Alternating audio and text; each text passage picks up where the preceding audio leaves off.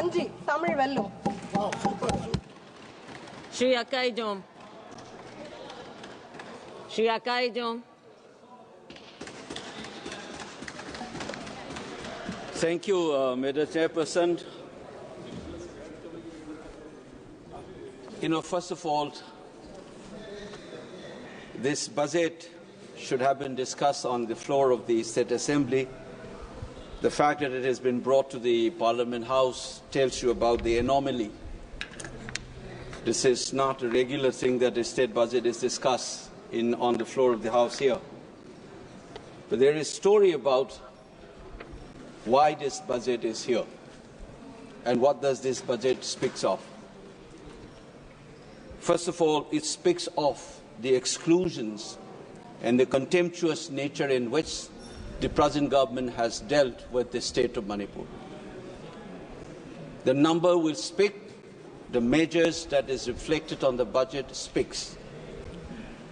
We have talked a lot about Prime Ministers not visiting the state. Initially, at the beginning of the crisis in 2023, I was heard that the Prime Ministers did not visit. Today, I'm almost indifferent whether he visits the states or not. Does not matter anymore. But the rest of the country should know that there is no visa issue for the Prime Minister to visit the country. He may go to Ukraine and talk about peace, and his own citizens have been slaughtered and more than 60,000 people have been rendered homeless. This kind of a behavior can never be justified by anybody who swears by nationalism. It can only be done by those who swear by pseudo-nationalisms and who has a peculiar idea of nation that thrives on excluding people. Now let me talk about this budget in two ways. What does these numbers speak of? The first one is this, a clear sense of the state of economy of this state called Manipur. Look at the fiscal liabilities. It's 37.07% of the GSDP. What does it speak of? It speaks of a terrible state of an economy, the debt burden that the state witnesses. Look at the revenue expenditure, 61%, of which roughly around 45% goes to salaries and pension. Look at the capital expenditure, 39%. What kind of a development project or development of the state that you can sense from these numbers? Or for that matter, you look at this non-tax revenue component, 1%. I thought that this budget would have schemes to deal with this basic economic anomalies of the state. For instance, trying to look for additional or diversification of the additional sources for the non-tax revenue of the state. No, we don't have that image here. I thought that there would be measures to deal with this debt burden. There's nothing of that kind. This is a normal aspect of any budget that you expect this budget to reflect, but we don't have. But over and above this, you have this crisis for 21 months. Does that budget reflect anything on that? No, nothing of that kind. 60,000 people, how do you expect that kind of economy of a state to deal with this crisis without the help of the center? We are not asking for UN interventions. We are not asking for international financial institutions to help Manipur. We are asking for additional source of money from the federal government as a constituent state of India.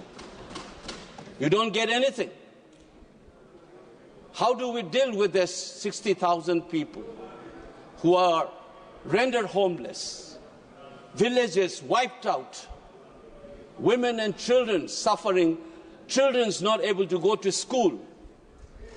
Had this crisis been there in Bihar or UP, you would have felt the nation in you for you to reflect on your budget. the kind of exclusions that I have been trying to brought up in this House. Remember that Gandhi was thrown out of the train. How does he felt? He thought that he was a barrister. He thought he is entitled to that compartment in the train. He was thrown out of that. Bankim Chandra Chattopadhyay, when he was told that India does not have history. That sense of invisibility is what this government has been doing. Nothing of this kind has been mentioned in your presidential speech. You've been trying to make us invisible, our tragedy as insignificant.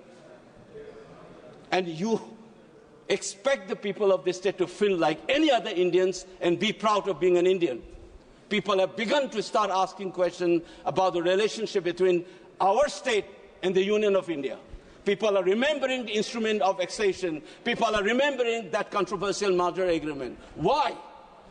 Because you have allowed the feelings to be groomed like that. And this budget is an addition to that series of actions that you have conducted. I'll give one more example, which I felt as I sat in this House and listened. I've seen floods in my home state. Even the Raj Bhavan was inundated. Every year it has become a ritual. Did the budget reflect anything on that in the national budget? Does it reflect in this budget as well? Nothing of that kind. 11,500 crore, 11,500 वाला जो दिया गया था आपने बिहार को, क्यों? Because Bihar is more Indian than Manipur.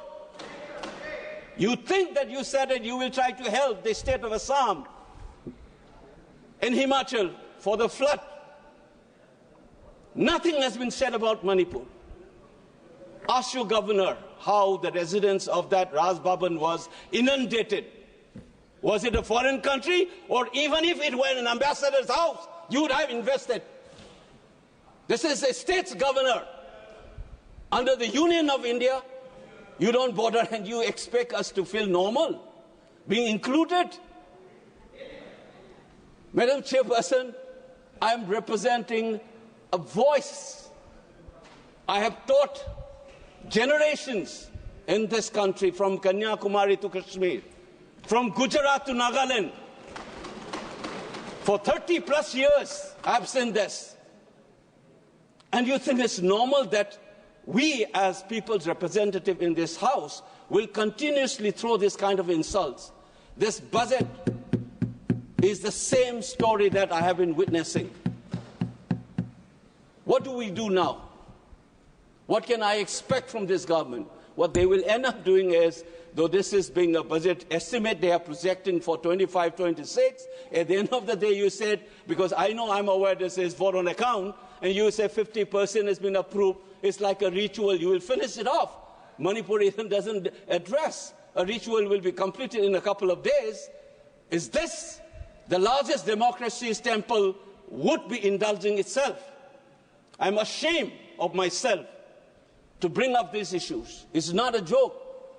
When thousands of people suffer, I expect this government to have some sensitivity and pump in a little more money and talk openly. If we have made mistake, let's accept. This is not about BJP or Congress. Let's move forward. Let's try to have this feeling that we are one, that we care for you. And this budget must reflect that, not a simple ritual to continue this insult and then blame the people for anti-India feeling being emerging in that space. Remember that anti-India feeling emerged in Manipur unlike anywhere in this country because of the follies of this state government. The government of this country has continuously done.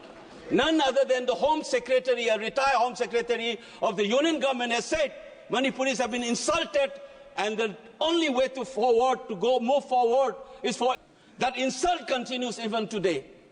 And this budget not taking care of the IDPs, not taking care of the basic needs of that economy, not taking care of the flood that has become a ritual, and you think it's going to be another ritual to pass in this floor of the House.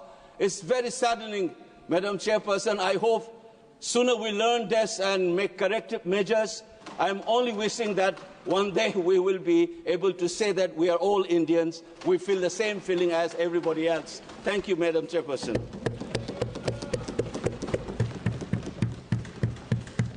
Shri Bhola Singh.